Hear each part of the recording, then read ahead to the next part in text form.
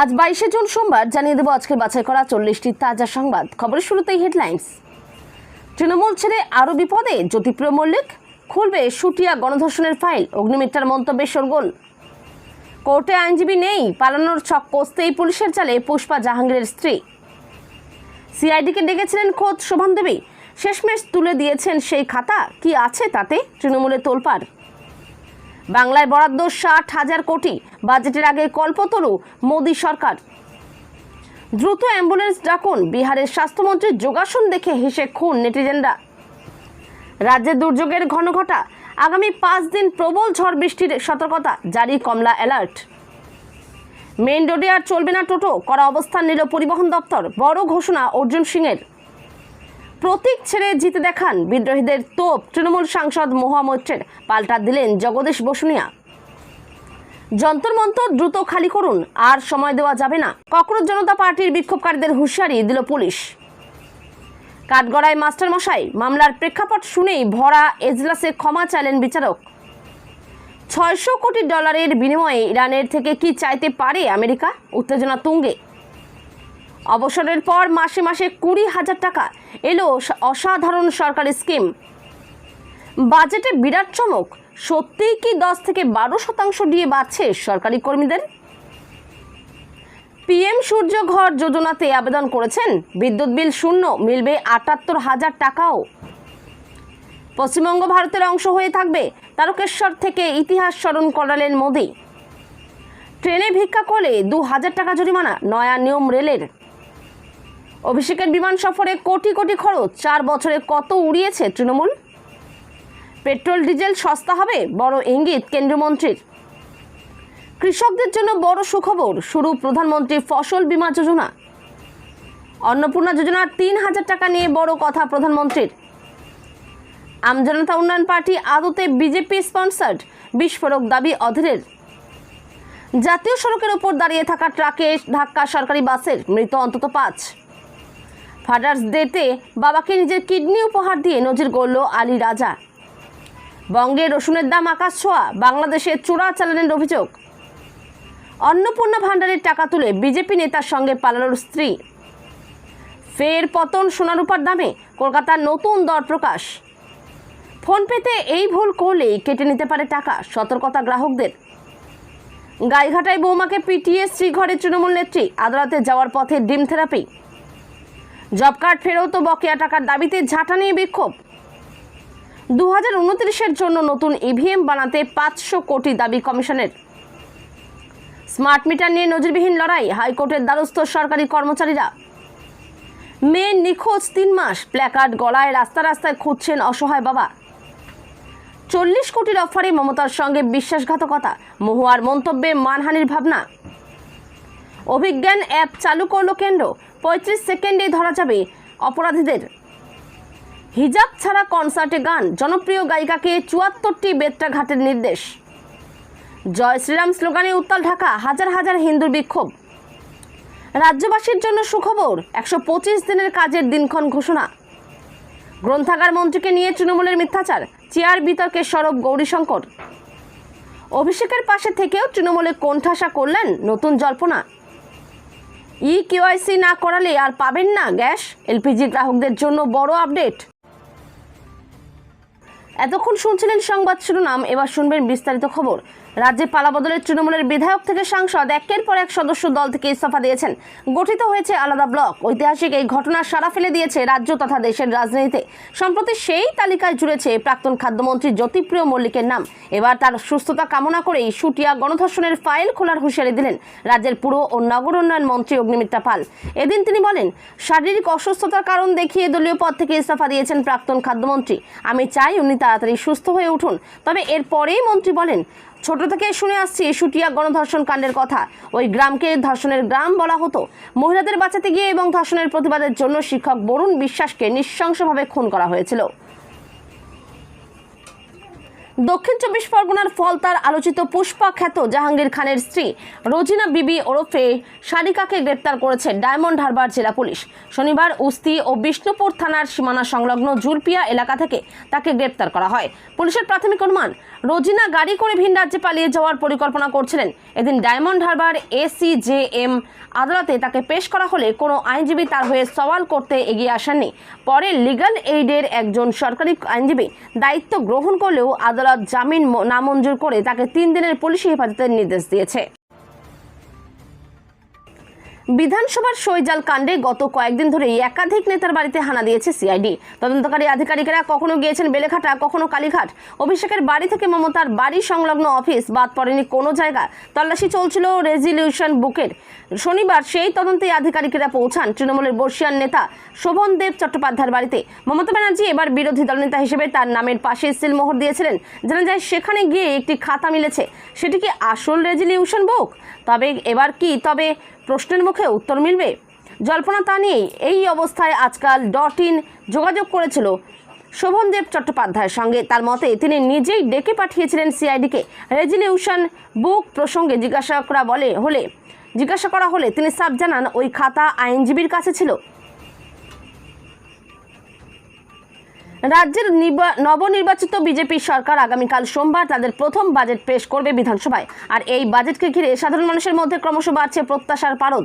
বিশেষ করে ডিএ নিয়ে বড় কিছু শুভেন্দু অধিকারীর সরকার ঘোষণা করতে পারে বলে ক্রমশ বাড়ছে জল্পনা। এছাড়াও একগুচ্ছ নতুন কিছু ঘোষণা হতে পারে বলেও মনে করা হচ্ছে। আর এই জল্পনার মধ্যেই বাংলার প্রতি কল্পতরু নরেন্দ্র মোদী সরকার বরাদ্দ করা হলো 60,000 কোটি টাকা। শুধু তাই নয়, কত টাকা বিজেপি সরকারকে দেওয়া হয়েছে সেই হিসাবও দিয়েছেন খোদ প্রধানমন্ত্রী আশাবাদী আগামী দিনে বাংলা পশ্চিমবঙ্গ মৎস্য চাষ, উৎপাদন, খাদ্য প্রক্রিয়াকরণ, বন্দর কেন্দ্রিক উন্নয়ন, বস্ত্রশিল্প, পর্যটন এবং ডিজিটাল অর্থনীতির একটি প্রধান কেন্দ্র হয়ে উঠতে পারে।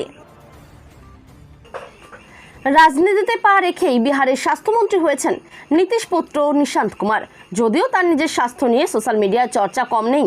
কখনো বাবার গায়ে এলিয়ে পড়ে যাওয়া তো কখনো চেয়ারে বসে ঢুলতে থাকা নিশান্তকে এবার দেখা গেল যোগাসনরত স্বাস্থ্যমন্ত্রীর কাণ্ড হেসেই খুন নেটিজেনরা। কেউ বলছেন দ্রুত অ্যাম্বুলেন্স ডাকুন, তো কারো কটাক্ষ যোগ করতে গিয়ে বিয়োগ না হয়ে যান। বিশ্ব যোগ দিবস উপলক্ষে রবিবার যোগাসনে মেতেছে গোটা দেশ। কন্যাকুমারী থেকে লাদাখ, অরুণাচল প্রদেশ থেকে গুজরাট পর্যন্ত দেশের প্রতিটি প্রান্তের মানুষ যোগ দিয়েছেন এই উৎসবে। বঙ্গ সফরে এসে রেড রোডে যোগাসন করেছেন খোদ প্রধানমন্ত্রী নরেন্দ্র মোদী। বাদ ছিল না প্রতিবেশী রাজ্য বিহারও। সেখানে পাটনার পাটলিপুত্র স্পোর্টস কমপ্লেক্সের সরকারি উদ্যোগে আয়োজিত হয়েছিল যোগ দিবস। মুখ্যমন্ত্রী সম্রাট চৌধুরীর পাশে যোগাসন করছিলেন নিশান্ত। সকাল থেকে কালো মেঘে ঢাকা আকাশ, সেই সঙ্গে দোসর ঝোড়ো হাওয়া আর অঝোর ধারায় বৃষ্টি। রবিবার ছুটির দিনে দুর্যোগপূর্ণ আবহাওয়ায় নাজেহাল দক্ষিণবঙ্গ। আলিপুর আবহাওয়া দপ্তরের পূর্বাভাস অনুযায়ী আগামী 5 দিন রাজ্য জুড়ে জারি থাকবে এই দুর্যোগ। যেখানে জারি সতর্কতা। আবহাওয়া অফিস সূত্রে খবর, কলকাতা, উত্তর ও দক্ষিণ 24 পরগনা, হাওড়া, হুগলি এবং পশ্চিম মেদিনীপুরের কমলা সতর্কতা জারি করা হয়েছে। দুর্যোগের তীব্রতা বাড়ার আশঙ্কায় বাসিন্দাদের বিশেষ সতর্কতা অবলম্বনের পরামর্শ দিয়েছেন আবহাওয়াবিদরা। আজ 40 থেকে 50 কিলোমিটার বেগে ঝোড়ো হাওয়া বইলেও আগামী কয়েকদিন 30 থেকে 40 কিলোমিটার গতিবেগে দমকা হাওয়া বইতে পারে বলে জানানো হয়েছে। গত কয়েক বছরে রাজ্যের প্রতিটি কোনায় টোটো ও ই-রিকশার সংখ্যা জ্যামিতিক হারে বেড়েছে। স্বল্প দূরত্বে যাতায়াতের মাধ্যম হিসেবে এটি জনপ্রিয় হলেও যত্রতত্র চলাচল এবং যানজট নিয়ে অভিযোগের অন্ত নেই। এই পরিস্থিতিতে রাজ্যের রাস্তাঘাট সুশৃঙ্খল করতে কড়া পদক্ষেপ নিতে চলেছে পরিবহন দপ্তর। সম্প্রতি স্বয়ং পরিবহন মন্ত্রী অর্জুন সিং জানিয়েছেন, এবার থেকে প্রধান রাস্তা বা হাইওয়েতে টোটো চলাচলের উপর লাগাম টানা হবে। সংবাদ মাধ্যমের মুখোমুখি হয়ে পরিবহন মন্ত্রী অর্জুন সিং সাফ জানিয়েছেন, যেসব রাস্তায় ভারী যানবাহন চলাচল করে সেখানে আর টোটো বা রিকশা চলতে দেওয়া হবে না।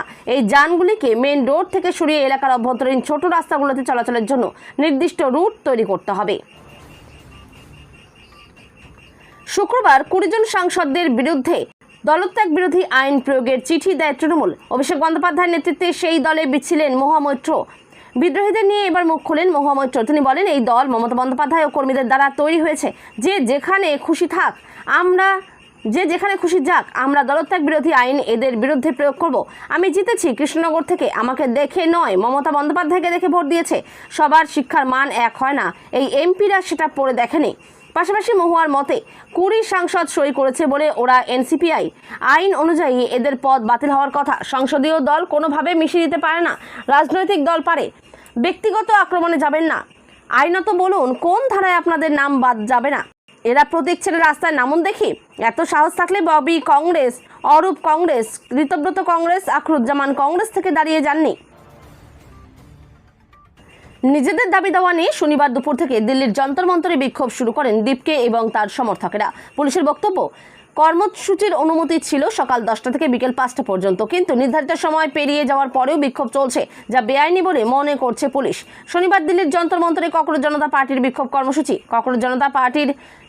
বিক্ষোভ কর্মসূচির জন্য অতিরিক্ত সময় দিল না দিল্লি পুলিশ। অবিলম্বে যন্তর মন্তর থেকে বিক্ষোভকারীদের সরে যাওয়ার জন্য হুঁশিয়ারি দিল পুলিশ।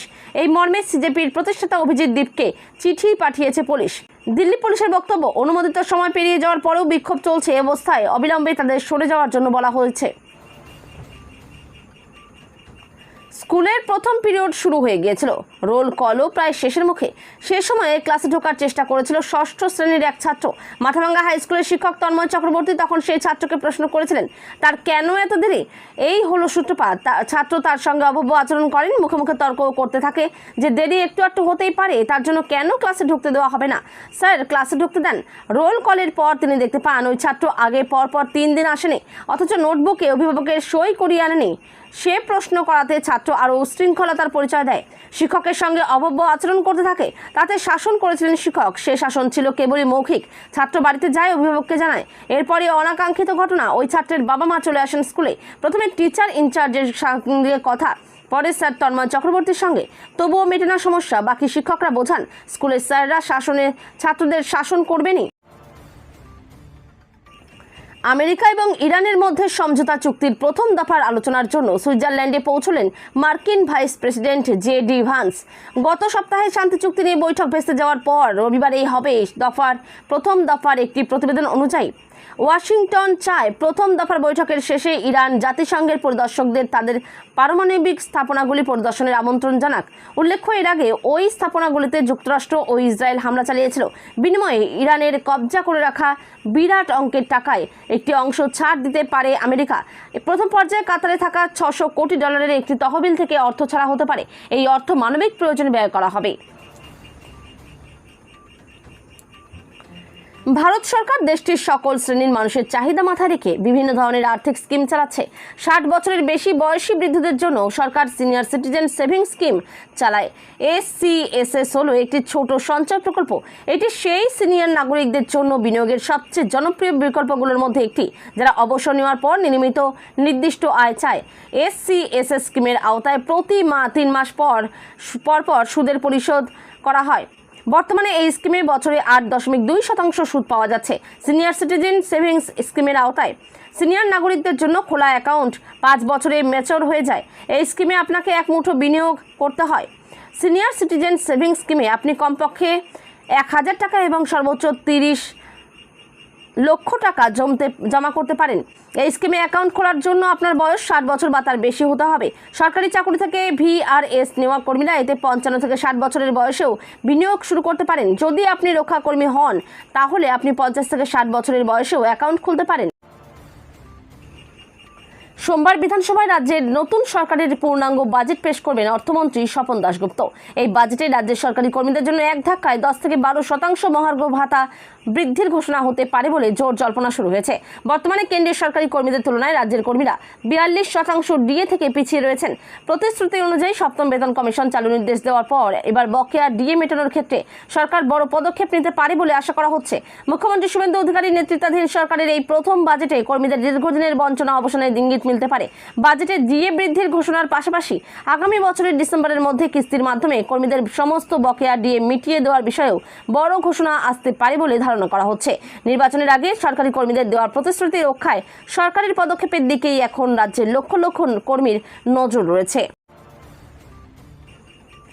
খাতায় কলমে বর্ষাকাল, ঝমঝমিয়ে বৃষ্টিও হচ্ছে, কিন্তু তার মধ্যেও অস্বস্তিকর গরম। বর্ষাকালেও গরম থেকে রেহাই নেই, বিশ্রাম পাচ্ছে না এসিও। এদিকে বিলও আসছে লম্বা। এপ্রিল মে মাসে কম টাকা গুনতে হয়নি। বর্ষাকাল বলেও যে বিল কম আসবে তা নয়। শুধু কি এসি, আরও বিভিন্ন ইলেকট্রিক সামগ্রীর কারণেও বিদ্যুৎ খরচ হয়। কিন্তু জানেন আপনার বিদ্যুৎ বিল শূন্য হয়ে যেতে পারে। অর্থাৎ কোনো টাকা খরচ না করেই আপনি বিদ্যুৎ ব্যবহার করতে পারবেন। তার জন্য কেন্দ্রীয় প্রকল্প প্রধানমন্ত্রী সূর্যঘর যোজনাতে আবেদন করতে হবে। পালা বদলের পর বাংলাতেও এই প্রকল্প চালু হয়েছে। দিন কয়েক আগে মুখ্যমন্ত্রী শুভেন্দু অধিকারী রাজ্যবাসীকে এই প্রকল্পে আবেদনের অনুরোধ করেছেন। কিন্তু কি এই প্রকল্প, কিভাবে আবেদন করবেন, কি কি সুবিধা পাবেন জেনে নিন। পশ্চিমবঙ্গ দিবসের মঞ্চে দাঁড়িয়ে প্রধানমন্ত্রী নরেন্দ্র মোদী শুধু একটি সরকারি অনুষ্ঠানে অংশ নিলেন না, বরং বাংলার ইতিহাসের এক বিতর্কিত অথচ গুরুত্বপূর্ণ অধ্যায়কে নতুন করে জাতীয় আলোচনার কেন্দ্রে নিয়ে এলেন। তার বক্তব্যে উঠে এলো 1947 সালের সেই সন্ধিক্ষণ, যখন পশ্চিমবঙ্গ ভারতের অংশ হয়ে থাকবে কিনা তা নিয়ে চলছিল তীব্র রাজনৈতিক টানাপোড়েন। আর সেই লড়াইয়ের কেন্দ্রবিন্দুতে ছিলেন ডক্টর শ্যামাপ্রসাদ মুখোপাধ্যায়, এমনটাই দাবি প্রধানমন্ত্রীর। শনিবার হুগলির তারকেশ্বরে পশ্চিমবঙ্গ দিবস উদযাপনের অনুষ্ঠানে প্রধানমন্ত্রী বলেন, একসময় পশ্চিমবঙ্গকে পাকিস্তানের সঙ্গে যুক্ত করার পরিকল্পনা চলছিল। সেই সময়ে অনেকেই আপোষের পথ খুঁজছিলেন, কিন্তু শ্যামাপ্রসাদ মুখোপাধ্যায় দৃঢ়ভাবে পশ্চিমবঙ্গকে ভারতের অংশ হিসেবে রাখার দাবিতে আন্দোলন করেছিলেন। তার কথায়, যদি শ্যামাপ্রসাদ মুখোপাধ্যায় না থাকতেন তাহলে আজকের পশ্চিমবঙ্গের মানচিত্র হয়তো অন্যরকম হতো। ট্রেন যাত্রায় বড় পরিবর্তন। বিনা টিকিটে যাত্রায় এখন থেকে দ্বিগুণ জরিমানা দিতে হবে, পাশাপাশি দিতে হবে বাড়তি জরিমানাও। ওয়েস্টার্ন রেলওয়ের তরফে নির্দেশিকা জারি করে জানানো হলো, 20 জুন থেকে বর্ধিত জরিমানা কার্যকর বলে জানানো হয়েছে। ঠিক কি কি ঘোষণা করা হলো জেনে নিন। বিনা টিকিটে যাত্রা করলে ন্যূনতম জরিমানা 250 থেকে বেড়ে 500 টাকা হলো। মেল বা এক্সপ্রেস ট্রেনে বিনা টিকিটে জেনারেল কামরায় উঠলে 50 কিলোমিটার দূরত্বের জন্য ন্যূনতম 570 টাকা জরিমানা দিতে হবে। এতদিন যা ছিল 320 টাকা। সংরক্ষিত আসনে 50 কিলোমিটার দূরত্বের জন্য জরিমানা দিতে হবে 585 টাকা। এতদিন যা 335 টাকা ছিল। স্লিপার ক্লাসের ক্ষেত্রে 200 কিলোমিটার দূরত্বের জরিমানা 780 টাকা, আগে যা 530 টাকা ছিল। আর্থিক লেনদেন সংক্রান্ত নথি প্রকাশ্যে আসতেই দলের ব্যয়নীতি নিয়ে নতুন করে প্রশ্ন উঠতে শুরু করেছে। ইতিমধ্যেই চর্চায় রয়েছে অভিষেকের বিমান যাত্রা। এর মাঝেই চাঞ্চল্যকর রিপোর্ট প্রকাশ্যে এলো। নির্বাচন কমিশনের কাছে জমা দেওয়া অডিট রিপোর্টে দেখা যাচ্ছে 2022 থেকে 2025 সালের মধ্যে বিমান ও হেলিকপ্টার ব্যবহারের জন্য প্রায় 150 কোটি টাকা ব্যয় করেছে শাসক দল। দলের টাকায় বিপুল বিমান ব্যয় অভিষেকের। এই বিপুল অঙ্কের খরচকে কেন্দ্র করে রাজনৈতিক মহলে জোর বিতর্ক শুরু হয়েছে। দলের অভ্যন্তরে একাংশের অভিযোগ, এই ব্যয়ের সিংহভাগই হয়েছে সর্বভারতীয় সাধারণ সম্পাদক অভিষেক বন্দ্যোপাধ্যায়ের বিভিন্ন সফরের জন্য। অন্যদিকে তৃণমূলের বহু কর্মী সমর্থক যখন নিজেদের আইনি লড়াই চালাতে ব্যক্তিগত অর্থ ব্যয় করছেন, তখন নেতৃত্বের যাতায়াতে কোটি কোটি টাকা খরচ হওয়া নিয়ে অসন্তোষও বাড়ছে।